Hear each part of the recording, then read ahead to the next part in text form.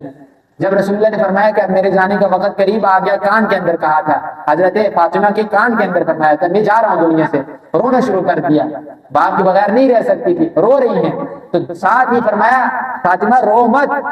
میرے بعد بہت جلدی تم میرے پاس آنے والی ہو، تو پھر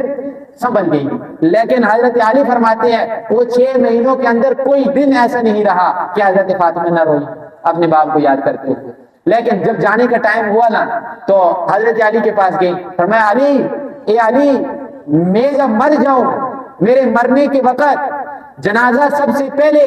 رات کے وقت نکالنا، کیوں کسی غیر محرم کی نگاہ محمد کی بیٹی کے اوپر نہ پڑ جائے، اور میرے کفن کی چادر کے اوپر ایک اور چادر ڈالنا کہ جو میرا جنازہ اٹھا کر جانے والے ہوں ان کی نگاہ بھی میرے کفن کے اوپر نہ پڑے۔ انہوں نے اپنے جسم کا پردہ تو کیا ہی کیا، فرمایا کہ میرے کفن کے اوپر بھی کسی کی نظر نہ پڑے جو سفید کفن ہے، ویسے ہی جنت کی سرداری نہیں ملی۔ لیکن رسول اللہ کیا فرماتے ہیں، یا معاشر النساء